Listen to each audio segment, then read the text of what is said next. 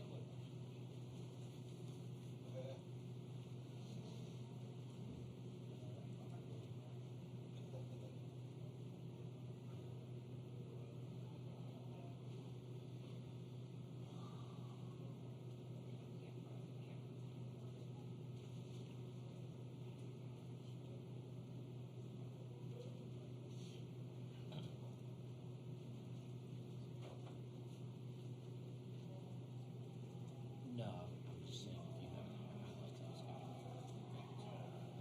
you saw that slide.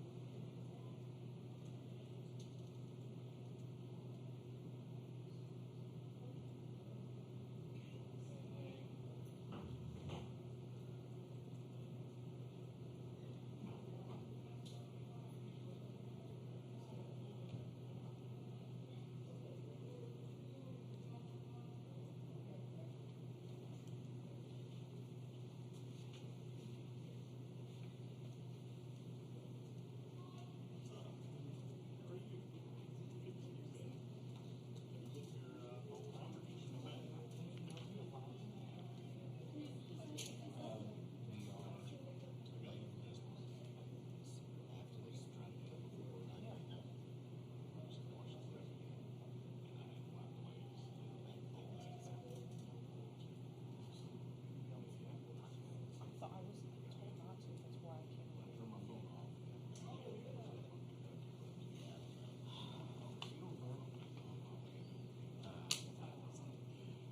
Jimmy, it's in the fresh down. I got to see what. Say you're talking about the Tennessee players.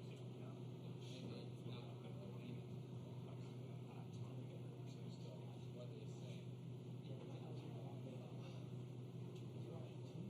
They were still on different format. You know why? Because he's got his phone. Yeah.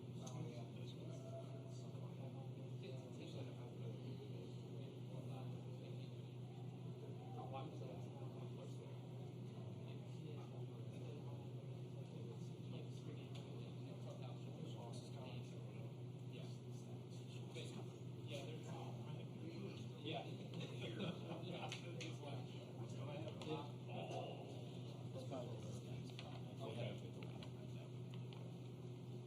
So now, clubhouse.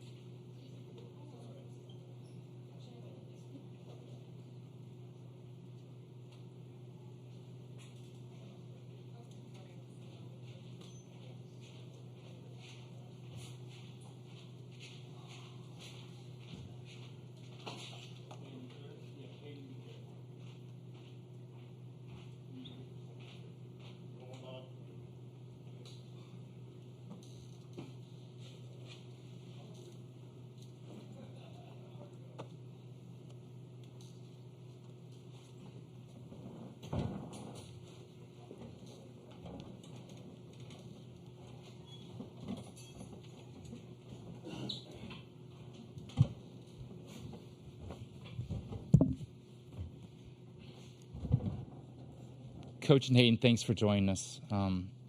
Congratulations on the great year. I know it's a tough time, but if you can give us an opening statement about tonight and the season and what's been this year's like. Well, first of all, congratulations to University of Tennessee. What an awesome team. Great series, 60 wins. Wow. Congratulations to Danny White, Tony and his staff. Josh, one of my former players, excited for him. Great series. Look at it. Same number of hits, same number of errors. Probably the difference in the ball game was timely hits, and some of their hits were homers and ours weren't. But we got the tie and run to the plate in the ninth, which I knew we would, regardless of the score, and it's a tough one to swallow. Even when you make it this far, everybody wants to win their last game. So couldn't be more proud of our team, and honored to be at Texas A&M and honored to be a part of the 12th man. It's been a special experience every year. Okay, let's open a couple questions for Hayden with player. Go ahead. Richard Zane, Texag. Hayden, down 5 runs late in the game. What was it like in the dugout, and what was the belief like in the team when you tried to go on that rally?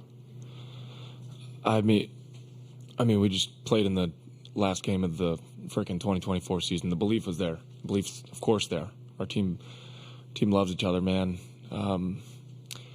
Belief was at an all-time high. That never fades.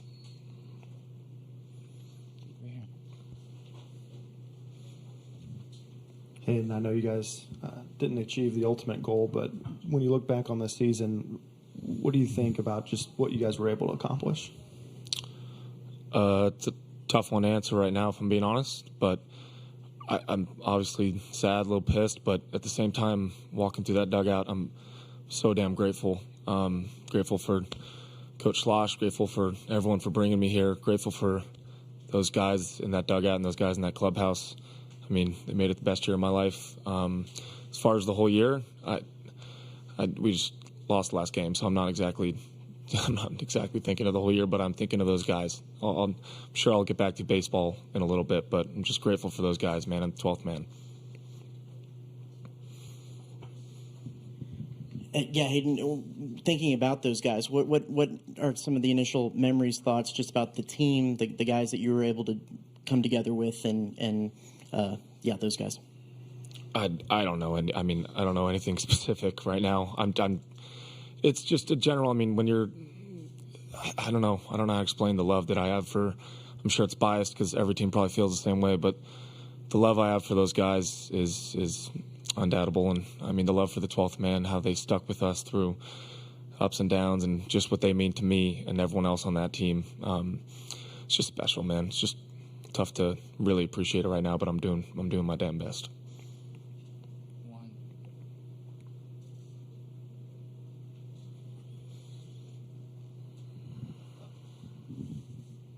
Hayden, you guys have been so good at drawing walks and making guys work all year. Only 2 walks for that pitching staff today. Just what challenges does it present for you guys, and how do y'all try to battle through when they're not giving y'all that opportunity? Do exactly that. Battle. I'm not going to sit here and say that we didn't have good at bats. I mean, there's no panic, man. I mean, down 6-1, whatever it is, that we have full belief in who's ever up, and if you strike out, all right, I'm high-fiving Teddy to go pick me up. So I don't know how to answer your question, but what I do know is the belief never faded, not until that last strike. So.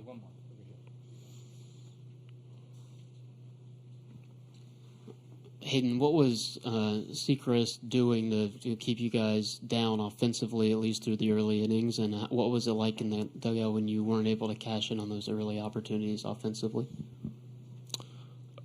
He's pitching good, man. I mean, they have a good ball club. There's no doubt about it. But we do too, and I think that's when good baseball's played. That's why tonight was so exciting. That's why the whole series and the whole time out here was so exciting, because it's good baseball against good baseball.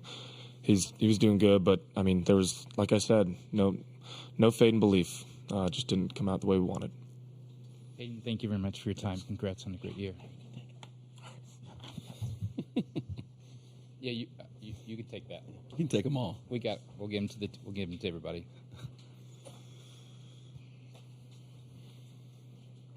Okay, we'll open questions for Coach. Go right here. 1 and 2. Coach, I think it seems like Hayden maybe had a tough time in the season as a whole, but I'm curious, is there something that you kind of hope to remember about this team moving forward, other than maybe just the results and how far you got? Yeah, again, you're asking,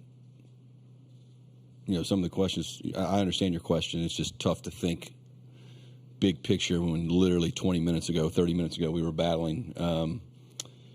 But it's been a special team. I don't know, there's never been an A&M team play this far.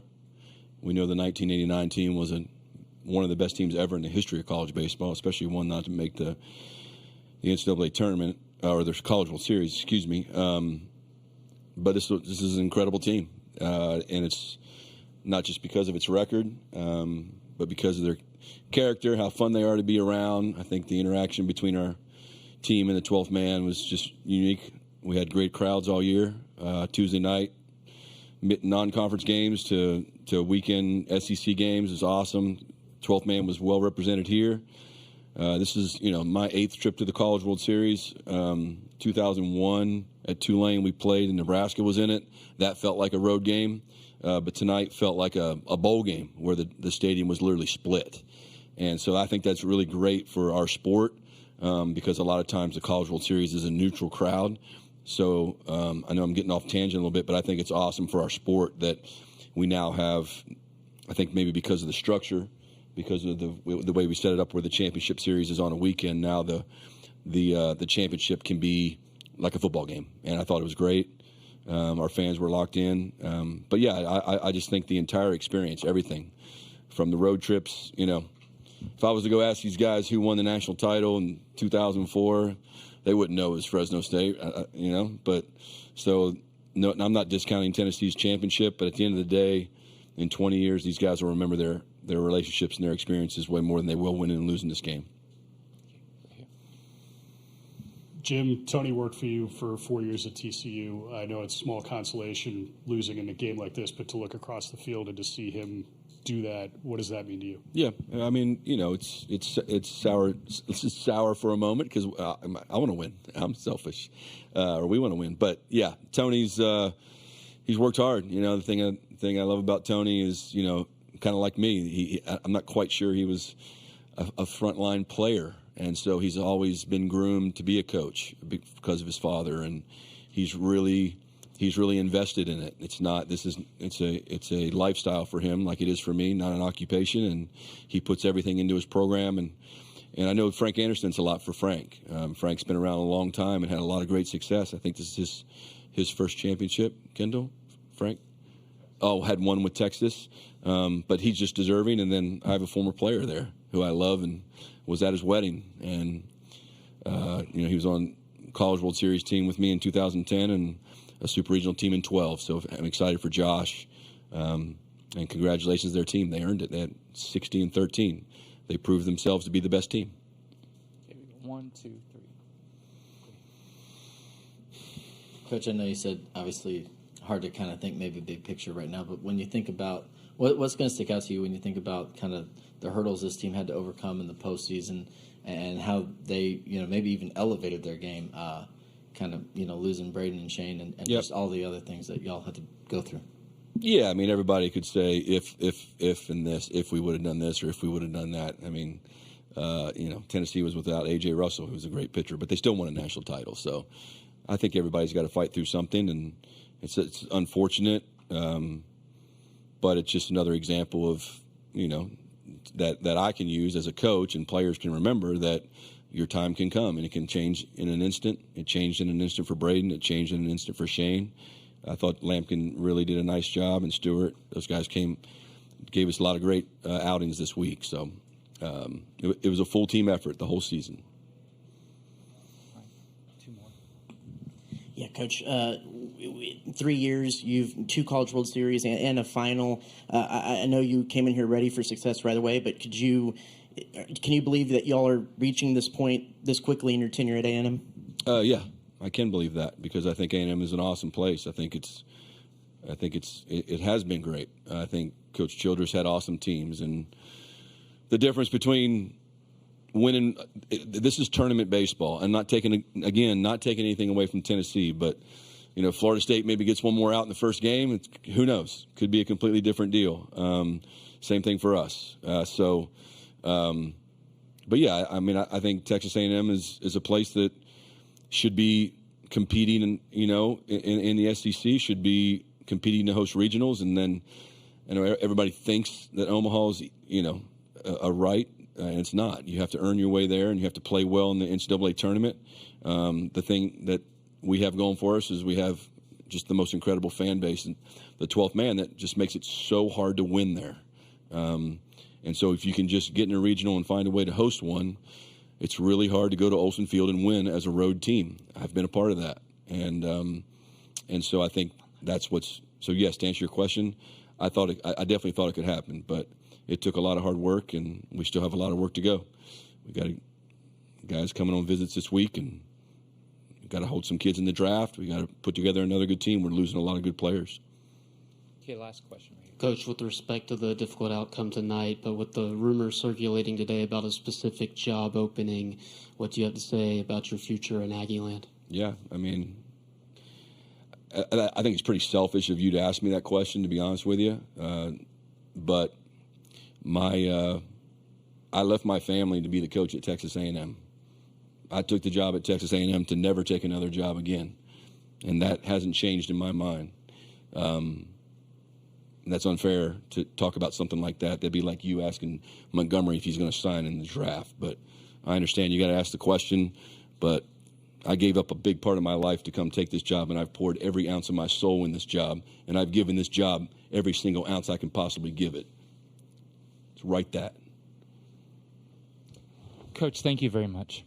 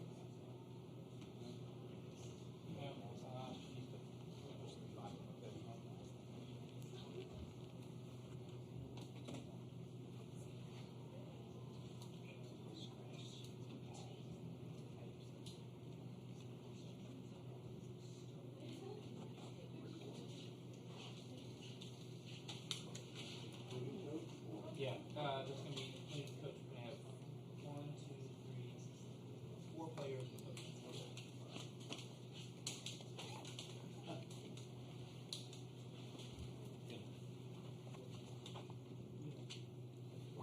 Yeah, thank you. Take care.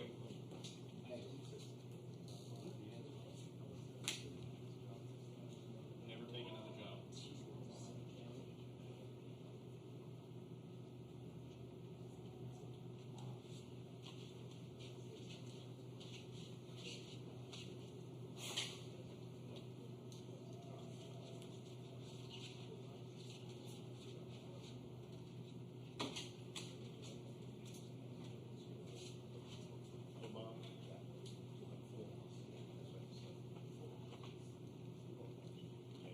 Right beside you, JD. Yeah.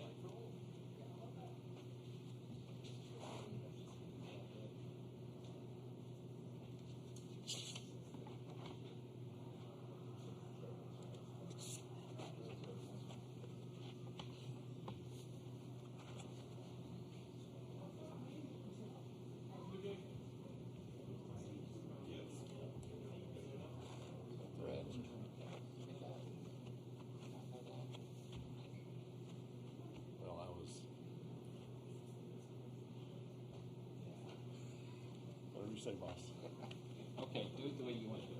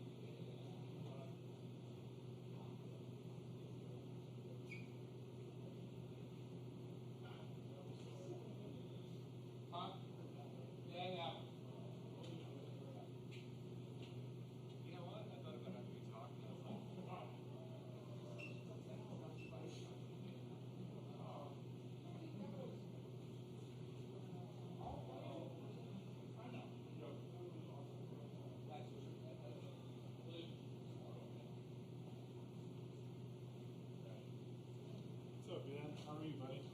Hey, good. How are you? Yeah, I'm good.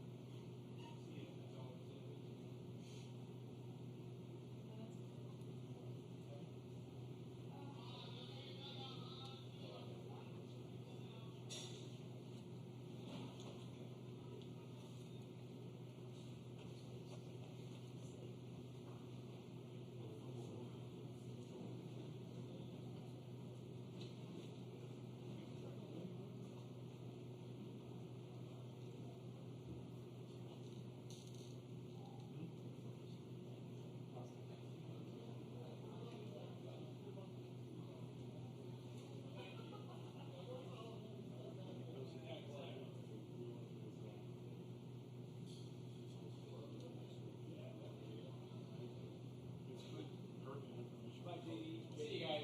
Great seeing you. Good seeing you. I'll see my stuff to you. You can knock them over.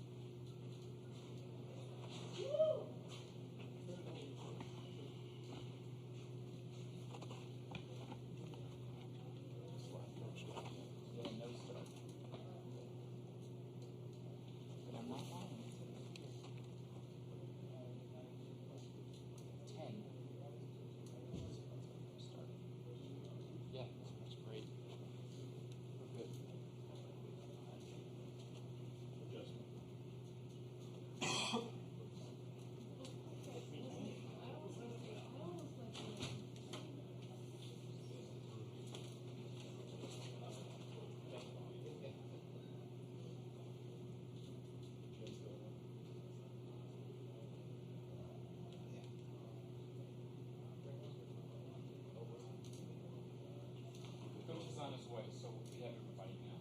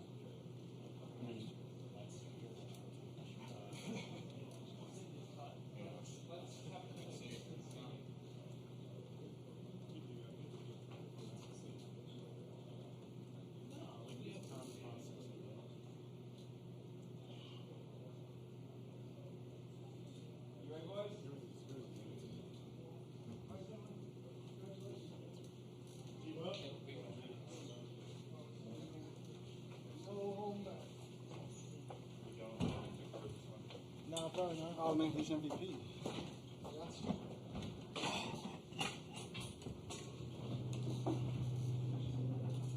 A friendly reminder before we start the press conference, please no videotaping, video recording of the press conference. Thank you. My mouth is so dry.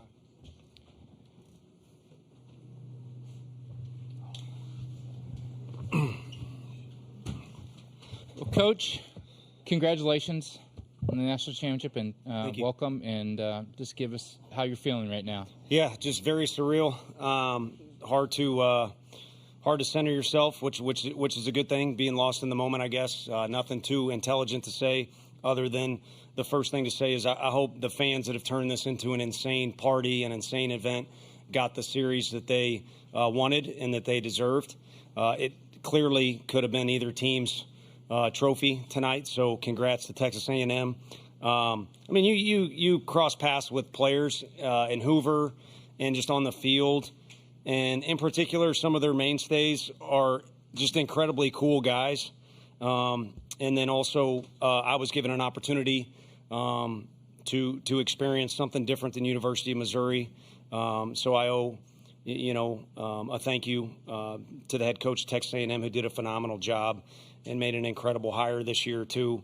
So congrats to Coach Schlossnagle and Texas A&M and their fans that have always kind of blown my mind ever since I was at Missouri. We went to a football game there, and it was unbelievable. Everybody was pretty friendly till Brad Smith did his thing, but Texas A&M's definitely won their fair share of football games. So enough rambling. No better team to win for University of Tennessee than a bunch of guys that were truly the definition of a team, and no better play for our program to, I think, be the winning run on that slide. A guy that's just built with a ton of grit, and his teammates follow his leadership, and it's a great example of how this group got things done. Thank you, Coach. We'll open questions right now for the student athletes. Hunter, can you take us through the slide? Yeah, I know KT really hit that ball hard, and you could probably say I was assuming a little bit at the very beginning off the bat that I thought he got enough of it, but peeked in, saw that it stayed in, and it took a really good bounce right to Lavalette, and when I saw that, I knew I kind of had to get on my horse, and Dean was pretty much telling me outside, and the throw actually ended up carrying the guy to the outside. So it's just natural instinct trying to make a play right there and get back on the inside part of the bag. And I just was able to avoid the tag right there and ended up being a pretty big run. Questions for the players? We brought them in here. Hey, Dylan, just walk me through the big at bat. You know, and everything that was going on in your head, seeing that ball, you know, fly out the way it did, and then the reaction from your teammates and your coaches, just the moment overall for you. Yeah, I kind of blacked out again in that moment. I know first pitch I overswung on a heater way up, and then I kind of just told myself, I said, just see the ball deep and just put a good swing on some. And he threw me a changeup over the middle, and I just almost tried to be late on it to stay back and put a good swing on it. Any other questions for the players?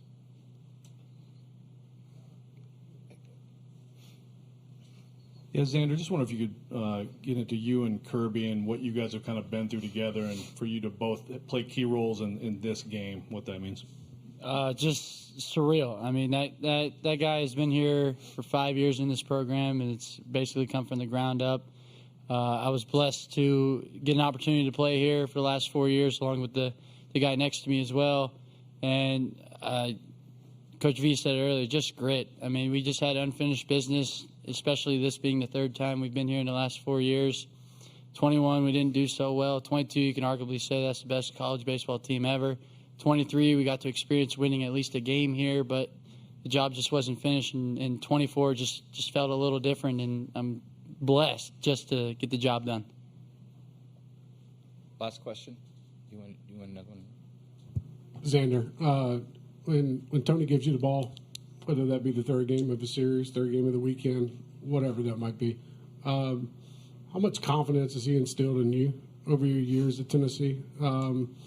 Even just your time, even going back to maybe your senior year in high school when you were being recruited or whatnot. Just your thoughts on Tony Vitello and the journey you guys have been on. Oh, man, that's a long list right there, but I guess I got to say good things since he's sitting right there. But, yeah, that man's like a father figure, to be honest. I mean, I was blessed enough to have him recruit me, growing up in a single mother household, and talking to this man mostly every day and every week. He was just like a father figure to me, and I went on my recruiting visits, and I bought a hat here in the Alumni Vol shop, and I go back home, and I realized that out of all the recruiting visits, the only thing I bought was a Tennessee hat, so it just felt like home, and I'm glad that we finally got it done, and I couldn't be more happier for this program and the way it's been built. And I know I see Danny White back there, so I'm going to put it out there. I hope there is a lifetime contract coming soon for Coach Vitello. Well, gentlemen, congrats. Go back to the clubhouse and celebrate with your teammates. Thank you. Thank you. Thanks, guys.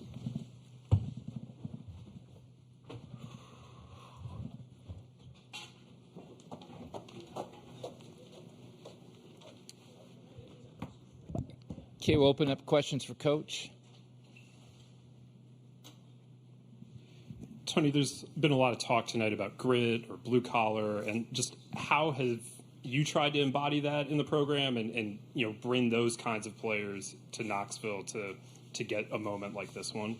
Yeah, I think we've tried to build a support staff that kind of has that image. I mean, when we first came to Knoxville, you're looking at came from Arkansas, arguably the best fans in the league and best stadium, huge crowds, winning tradition. Florida's got in-state players. Vandy's got their niche going on. Mississippi State's facility's incredible. Coach Bianco turned that thing into a monster. Like, there's all the LSU's traditions as good as, if not better than everybody's. So, like, how are we going to compete? And that was kind of our answer when we had that long conversation. So we had to start filling in the people that we wanted to hire. And fortunately, there were some good baseball people that left the program, but we had a clean slate. So the people that we brought in, we wanted them to be self-made people. And I talked about it. Frank started out on laundry, down at Howard Junior College. And the last guy we hired was probably the best guy in Quentin Eberhardt. And the administration was very frustrated with me. We got hired, I think, in July. We did not hire a strength coach until late October, I believe. And it was just taking our time, making sure we got the right guy who fit those things. And if you look at the NCAA rules, no one's going to spend more time around your players than your strength coach. academic coordinator and trainer are probably second and third.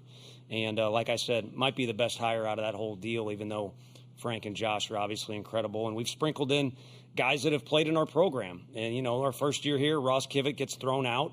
And, you know, and I'm in there being an idiot too. And we probably all just look like idiots. But we kind of had a theme going there that we needed to find a way to make this thing work. And that freight train got going, and it never really slowed down until it really got out of control, to be honest with you. But that was our niche. We got to play with some attitude. We got to play with some grit. And we're going to have to get some guys that maybe don't want to say yes to a school with a better winning record than us. And, you know, guys like that, like Simo and some others with some attitude have done a lot for this program.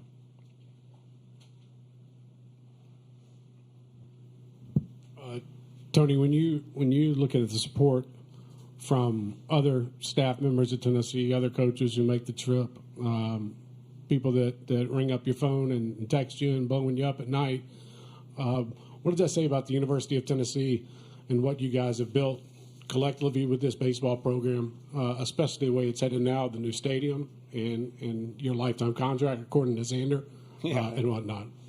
Well, my brain is not working, and you know, you guys have a job to do, so I try and say things that will help you with that, and then it gets thrown back on me. So yeah, I got a good text message last night from a non-Tennessee fan, but I brought up Texas A&M because, man, we went down there and played, and you know, it was going on at a couple other ballparks in the Big 12 too, but I was like, this is what I want. This is what I was a little kid, and so to that magnitude is what I saw DeSmet High School, the packed gymnasium and the basketball games. It's so hot in there, and it's full, and everyone's cheering like crazy. I just like that unity. I mean, that's why I'm a music fan, and you are too. You go to a concert, and everybody knows the words. I love unity, and that's why, to me, this is the perfect team to have won, which I was trying to say in a little better words, because they were so close in the definition of unity. And my wish came true. Again, I remember that being as a player. I was talking with Ryan Rallo, who was here tonight. Like, look at these people and what are these chants they're talking about? And now I get to live that out. I did it as an assistant at Arkansas, and because Coach Van Horn gave me that opportunity and also helped lead me along the way. I mean, the one thing I'd like to say, and I think some of them appreciate I hustled around down there, and most of them hate me, which is fine. But what they need to realize is their program definitely had a hand in what happened tonight. There's no question about that. So I'm thankful for my personal opportunity. But guys like Xander and Dylan are benefactors of who I think is the best coach in the country. And Coach Van Horn is who I'm talking about. But Tennessee came calling, and I knew a little bit about it. I knew it had those ingredients, but I've been blown away at how friendly everybody is, how involved everybody is. And loyalty is a very important word to everybody, but especially to an Italian fella. And I don't know that there's a more loyal fan base and really just community when you're in that state. Any other questions for Coach? Tony, the other night you talked about a little bit about how you said college baseball has kind of become a monster and really growing. What is this series with two teams that had never played in this series before, giving fans such a great series, mean to the sport for years to come, and where do you see the sport going down the road? It's got to drag more people into this thing. You know, the crowds were insane. I don't know who had more people or who were more loud, but there are two fan bases that are always hungry for wins, but because, like you said, they hadn't been here before, it kind of sets the stage for what's going to happen in the future. Unfortunately, some of the rules mean the rich get richer, but everybody's got an opportunity to get in the tournament and then advance here. And you've had programs like Gary Gilmore's Coastal Carolina do their thing. But I think there's going to be a parity there. And, you know, a reporter asked already about winning down the road. And it's like this league and the ACC who is represented here and some of these programs are going to be built up because of the portal and other things that go on. You better be ready to take your lumps because you hopefully can dish some out, but you're certainly going to take some as well. And then, again, just the star power. One of you all used that word last year with guys like Dylan Cruz and some of these other fellas. I mean, insane talent that you're able to come watch at this level. Hopefully that answered that question. Do we have any more? Mitch. Coach, you mentioned playing with attitude and grit and how that had to be a recipe for Tennessee. The fact that you guys are Tennessee, a huge institution with all kinds of athletic history and success, and that had to be your recipe to to get here and get to this point and get over in the SEC. What does that in itself say about the league, about the SEC, and how deep and difficult it is to win in this sport and in other sports too? Yeah, it's literally insanity. And I said it on the field, again, not very intelligently, but,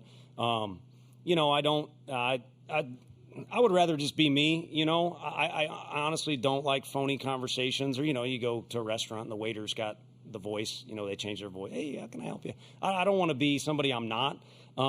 So we've got nemesises we play against and all that, but I honestly have more respect for the coaches in this league than you could ever imagine or type into words or print out in words. And then you add in the guys who have families and do this. I honestly can't comprehend how you can juggle both of those things because that's all I can do. So like Coach Heupel and Coach Barnes, their sports are the same. It was so good to see them.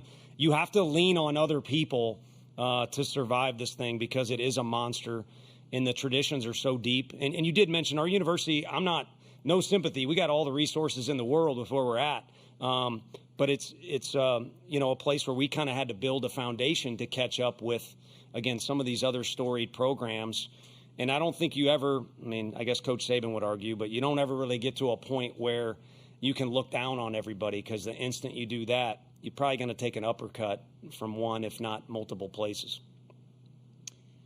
Coach, congratulations. Thank you. For the great, and just congratulations on this national championship. Thank you. I appreciate it. And thank you so much to everybody that ran this thing the way it does and the people that cover our sport, too, because we got great people to cover, but you got to do it and get people's attention. So thank you so much. Congrats. Thank you. Appreciate it. Yeah. That was a compliment to you, Roots. Appreciate it.